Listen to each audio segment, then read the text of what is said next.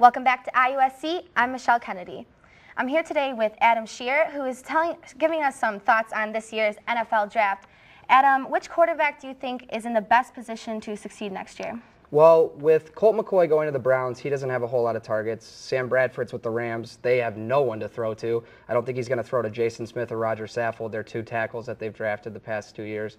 And then Tim Tebow is obviously not going to play this year. He's going to develop and learn actually how to throw a football, which is something you would have thought he would have done in high school.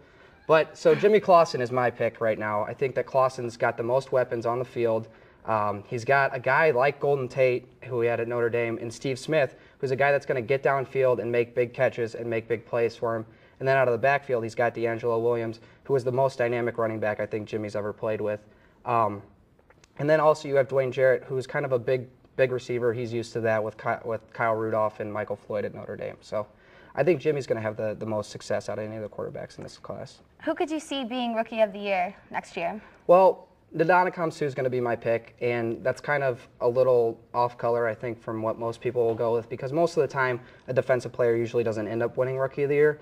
But I think he's such a dynamic force, being that he can play end and tackle on either side of the line. I think he's somebody that'll disrupt a lot of offenses and create a lot of havoc. He'll probably get somewhere in the 10 sack range, maybe a little higher, but I think what'll be most special about Ndamukong is his ability to bat down passes, and that's a stat that really goes unseen when you talk about defensive linemen, and something that I think will help the Lions out this season.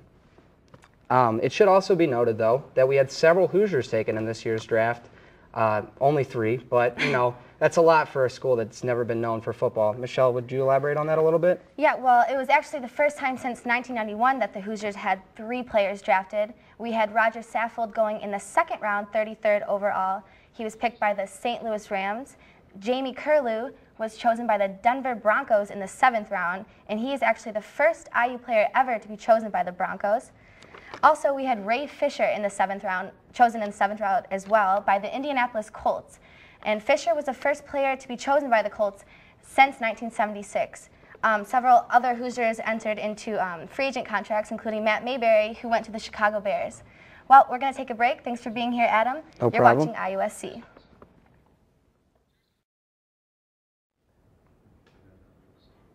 Welcome to IUSC's 2010 NBA Draft coverage, here with Jamie Hasser. I'm Adam Shear, and we're going to talk a little bit about the upcoming NBA Draft Lottery. The main purpose of this whole debate, though, is going to be the John Wall, Evan Turner debate. Both players are Player of the Years in different news broadcasts and whatnot. But what player do you think is the true Player of the Year and also the next great player in the NBA? Well, out of both, I'm definitely going to have to go with Evan Turner. This player out of Ohio State was the Naismith Player of the Year, and I think he definitely deserved it. 20 points a game, 9 rebounds, 6 assists, knows how to fill up the stat sheet, and definitely can have a great impact in the NBA. I'm going to see him similar to a Tyreek Evans player for Sacramento and have an immediate impact. He's going to definitely be similar to a player like Brandon Roy in the NBA and possibly be a future All-Star within the next couple of years. Why do you like John Wall so much, Adam? I think John Wall has the athleticism that Turner lacks. I think that he's a better finisher around the rim. I think that he's a guy that has a lot of tools that, while raw right now, will eventually catch up with his game. His comparison right now is Derrick Rose, but I see a lot of other point guards in his game as well. I see a little bit of Chris Paul with his dribbling ability. I see a little bit of Devin Harris with his speed, and I see that Derrick Rose with his ability off the first step and his ability to finish around the rim. I like him also because he is almost to the level of Turner already, and he's only a freshman, whereas if you look at a guy like Turner, it took him 3 years to get to this point. There's a lot of other guys, though, in this draft that are going to be pretty good. Who's a guy that you're looking at for that? One that I'm definitely going to see going in around the top 10 would have to be Greg Monroe out of Georgetown. This power forward can get to the rim, has a great skill set, 16 points a game, about 10 rebounds. They comment about his physicality lacking, but 10 rebounds a game in the Big East is pretty hard to do. And with Greg Monroe, it's not only his physicality, it's working with the ball. He can run the break and pass off the ball like any point guard in the NBA.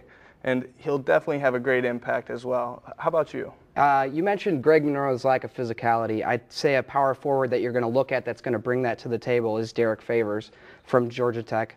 You know, he has a lot of Amari Stoudemire in his game, and he's going to be a guy that's going to bring a lot of domination in that low post area. Well, that's all we've got for now. We're going to send it back to the host, and hopefully they'll have something better to talk about than us. See you guys later.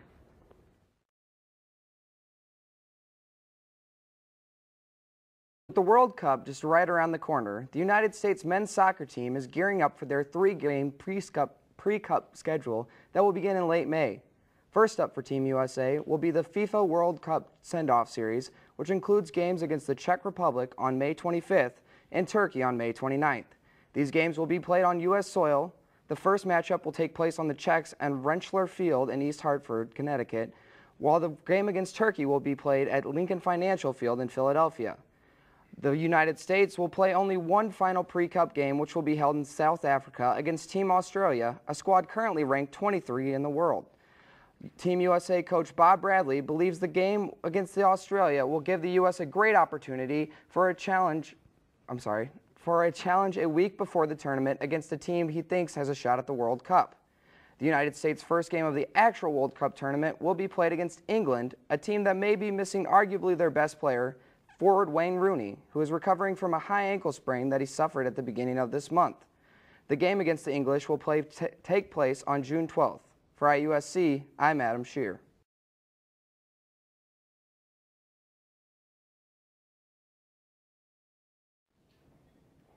Tonight on College Hoops Central, we recap an exciting weekend of basketball and get you ready for the Sweet 16. Can Michigan State survive without injured star Kalen Lucas against a surprising Northern Iowa team? Will Cornell keep their Cinderella run alive against top seed Kentucky? We'll also talk with Butler head coach Brad Stevens about the Bulldogs matchup against Syracuse. Those stories and more on College Hoops Central tonight at 7:30 on IUSC.